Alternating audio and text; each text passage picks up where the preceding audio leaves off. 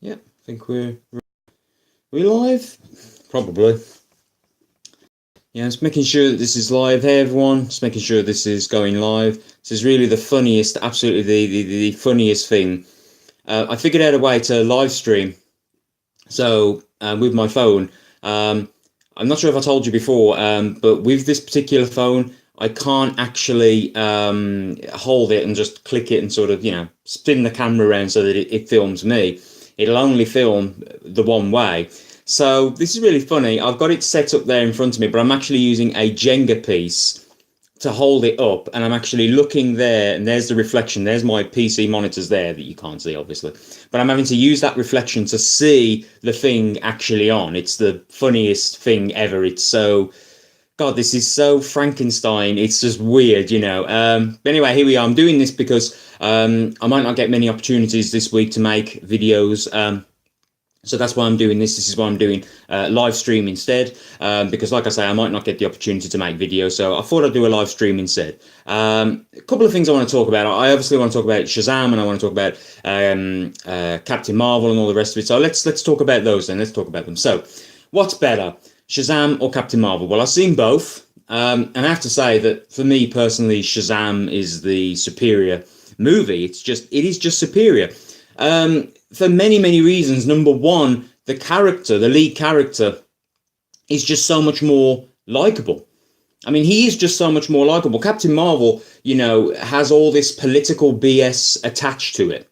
And because it has all that political BS attached to it, you can't just sit down and enjoy it as a movie. You can't, because of all those political, undertones and overtones. You can't just enjoy it as a movie.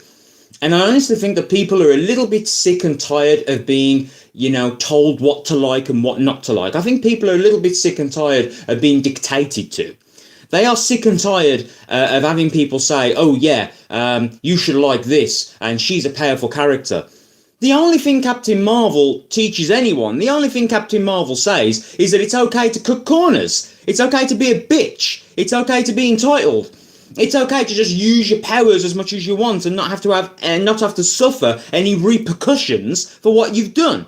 That's all Captain Marvel says. That's all it bloody well teaches. The first time she comes on and she meets Samuel L. Jackson's Nick Fury, she's just like, whatever, I can do what I like, And it's like, what the hell? She cuts corners every 2 minutes, does that blindsided attack, to her mentor, where she shoots him in the back. And I'm like, what the hell is this teaching? If this is supposed to be a movie to empower women and empower young girls, what the hell is it teaching them? It's teaching them that it's okay to do a blindsided attack. It's okay to be a bitch. It's okay to cut corners. It's okay to be a self-entitled fucking moron. That's okay.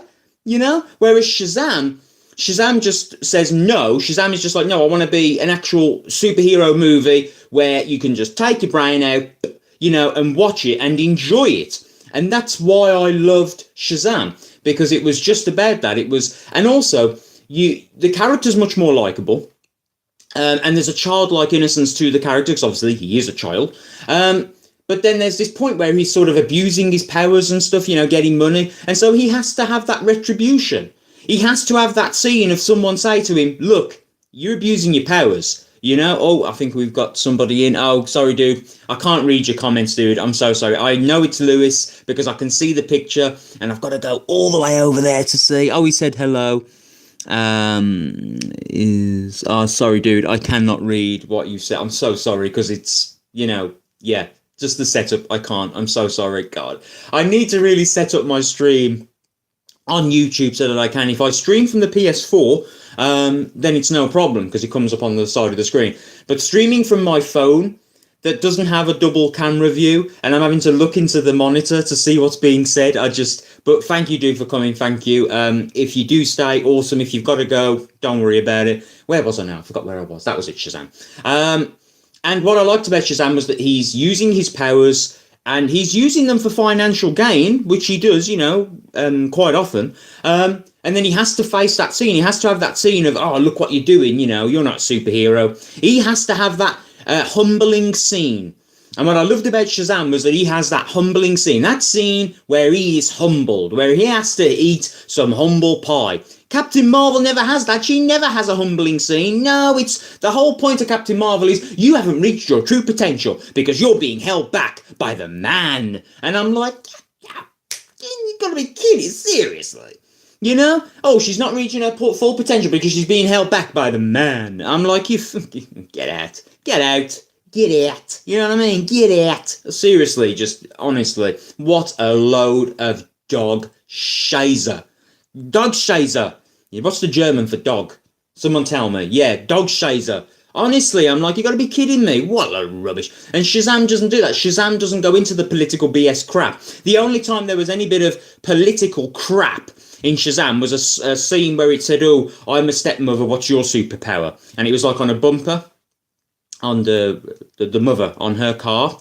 And I was like, you know, it wasn't too bad. It was a little, it was like a little sprinkle of political crap. It was like a teeny little sprinkle. Whereas Captain Marvel is like, no, screw the sprinkle. You know, have a whole load, have a whole bag of the stuff. Whoosh, whoosh, you know what I mean? And so that's why I really loved Shazam. I loved it so much more. You got to see the progression of the character. You got to see how his powers progress, how he progresses, how he manages to deal with these new powers that are being given to him. And yeah, okay, we didn't have Black Adam as a major villain, but then I guess, you know, you wouldn't throw all your eggs into one basket, would you? You know what I mean? And I would have loved to have had Black Adam as a villain, but apparently they're already doing a Black Adam movie with The Rock, Dwayne Johnson. He's apparently doing that. Really? That could be interesting. Okay. But in all honesty, Shazam it was just so much a better movie. It was better directed for a start, better direction. And as someone that went through, you know, when I was a student, you know, I did film studies and stuff, I get really, really finicky when something isn't directed properly. So Shazam was directed beautifully. The cast was just awesome. How the set pieces were done, and just the character progression and the script. It was just everything about it was just so much better than Captain Marvel, you know. And honestly, seeing all these interviews with her and the cast of Avengers Endgame, and people are all being uncomfortable. And what was that thing Chris Hemsworth said? He said something about, oh, stealing the torch or something under his breath. You know what I mean? It's like, ooh, the cat claws are out. Anyway, so yeah, so, you know, it's very clear, isn't it, what's going to happen. So in all honesty, Shazam was just the far superior movie in every way. And if you haven't watched it yet, I would highly recommend you go and watch it, because I can see where this is going now. This is going into a new DC. This is going into a new universe, and they could even do their own sort of another Justice League movie where maybe they do have Shazam, maybe they do have, you know, all these other characters, and it would be really cool, because I don't know what happened with Batman versus Superman. I don't know. I didn't like it. I mean, that's just me. I didn't like it. You know, and I just thought I thought Ben Affleck playing him was all right. I didn't think he was too bad. But I thought Batman was just such a mopey arse. Such a mopey arse throughout the entire thing. God, oh, I hate Superman. Oh, I'm so angry, I'm going to kill him. And I'm like, oh, just shut up. Just shut up. You know? When you realise that Superman could just go snap and that'd be the end of it. You know what I mean? And Batman's getting in his face and stuff. And I was just like, they spent the entire movie of Batman trying to fuck over Superman. They spent the entire movie doing that. Oh, and then they just shoehorned Doomsday, which is like a massive villain. They just shoehorned Doomsday in there at the last minute. You know, oh, there you go. Have a bit of Doomsday. You know, that'll do you for the next, 15 minutes. You know, and I'm like, that's a whole arc.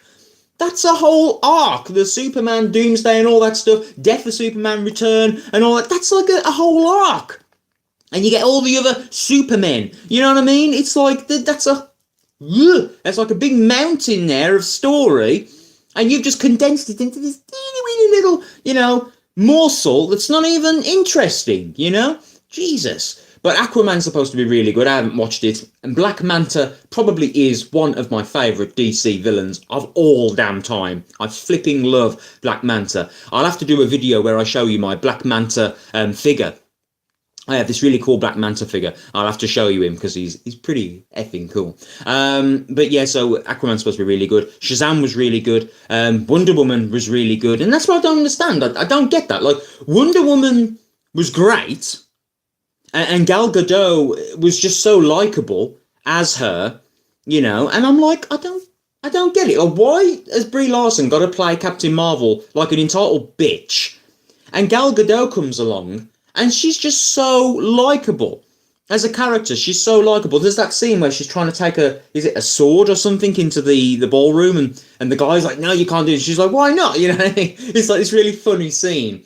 And I thought there was just nothing like that in Captain Marvel. There was just no scene where I could feel, you know, where I could really like the character. There was no scenes in there at all. And I'm sitting here thinking, I really hate this character.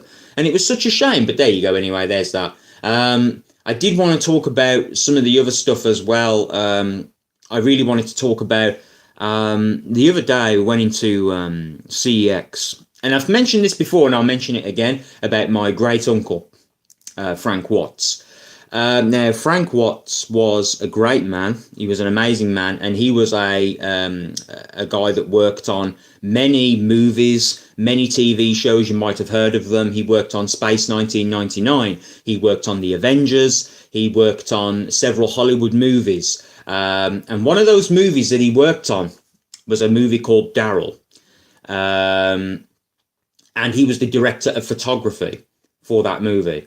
And the other day I went in CEX and I found it. I found Daryl, found the movie. And it was a pretty big, like, Hollywood movie, to be fair. Apparently did really well and everything. And the story's really cool. And it was just awesome to watch that movie. The other night we watched it, and just to see his credits come at the start of the movie. You know, they're just there in massive letters, director of photography, Frank Watts. You know, it's just there. And it's like, wow. And I have to say that the thing that gets me into movies, especially, and the only reason I ever went to be a student and do film studies and all that stuff, the only reason I ever did film studies was because of my great uncle, was because of my nan's brother, Frank Watts. When I heard that he had made all these great movies and he'd been a part of Hollywood history and the British movie industry as well, and with TV series and things like this, that was it. Kind of, it set me on this path that's what I wanted to do. And there's loads of things I wanted to do, and loads of things I had passion for, like being a wrestler, for instance. I still love wrestling. I love it now, just as much as I did when I was a kid. But when I was a kid, I actually really wanted to be a wrestler. You know, kind of like not like, sorry, how you want to be a fireman or a spaceman, you know, which is like, you know, what I think most kids want to do. But no, when I was a kid, it was, I wanted to be a wrestler, like 100%, you know. But then obviously later on, things change. So when it comes to movies and stuff, it was my great uncle, like I say, Frank Watts, that inspired me. And so getting this movie and seeing his credit and all the rest of it was magical. It's a magical moment. He died, unfortunately, around about mid-90s. I think 94. I think he passed away. And I literally have no information about him other than the fact that he was my nan's brother. So he was my great uncle. And he'd studied in the UK. He'd studied film studies in the UK. And then went to the States and started doing all these things. And I would just love one day to do that. I would love one day to, you know, to be involved in Hollywood movies and stuff. I mean, I'm getting on now. I'm like 36, you know what I mean? I'm getting on. But I would really love it because, you know, I don't know. It's kind of like it's in my blood, you know? It's in the family's blood. It really is. It's in our blood to do stuff, you know? Even my brothers and sisters, well, not all of them. But, you know, my one brother's like interested in filmmaking and stuff. And we always used to do these little films as kids, and he always quite liked it. It's weird. It is in our blood. And I've always felt an affinity with doing this, with doing movies, doing streaming, doing anything to do with YouTube, anything to do with making movies. I've always had an affinity with it. And just in case you don't know, I'll quickly plug a film that I did called 58 Drayden Grove. It's available on YouTube, completely free of charge. I wouldn't charge you for it because it didn't cost anything to make. So I wouldn't charge anyone for it because it didn't cost anything. It's part of Equinox Media Creations. There should be links to it and stuff. I'm sure I've linked to it before, but if you're interested in 58 Drayden Grove, do let me know. Leave a comment down there and let me know, and I will respond to you and show you where it is and stuff so you can watch it. I think it's a really great short film about this guy that moves into this house and everything's not as it seems, you know, sort of thing, and the house seems haunted and what have you. It's from a really old script, and I've got to do some more sort of making of stuff about it, which I'll upload to Equinox Media Creations, because Equinox Media Creations is where I make all my movies. I don't charge you for watching any of the films because they don't cost anything to make. And if I'm going to charge people, then I have to pay people as well, you know. And you can't do that unless you're making money. You can't pay people. You know, you got to actually make money. There's a lot of cool projects we've got lined up for Equinox Media Creations. Is Lewis still watching this? Lewis, if he's still watching this, gotta say that there's some really juicy stuff coming up. You got to get the word out there. There's some really interesting stuff. That's all I'm going to say. That's coming along, and it could really take off. That's what I'm hoping. There's a couple of stories and stuff that I've been working on. As you probably already know, books and stuff that I've been working on. And the reason why I've been writing books is because it's impossible to just do movies with no money. You know, you got no money in your pocket, well, then you can't make a movie. It's as simple as that. Because you can't expect people to work for free. You just can't. So you've got to get that financial backing over there behind you. So at the moment I've been doing that, but there are some projects that we could do film-wise that wouldn't cost any money. They wouldn't cost anything at all, and they could really take off. And I want to grab filmmaking by its balls. I want to grab it by its balls and give it a slight little friendly tug, because I'm sick of seeing, like, all these horror movies that come out. I'm sick of seeing them, and they're just dross.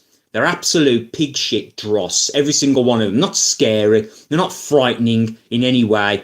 You know, you got a movie about a Slender Man who hunts kids, but all the kids are fucking whiny teenagers. I'm like, that's not... Who gives a shit? Who gives a fuck about whiny little teens? Who cares about them? Nobody. No one cares about a whiny little bratty, oh, my life's so depressing. No one cares about them, and when they die, no one cares. Do you know what's truly terrifying? You know a horror that's truly terrifying? When you've got someone going around killing actual kids. Something like It. You know, the movie It, with the clown and everything, and he's hunting down actual children. That's terrifying.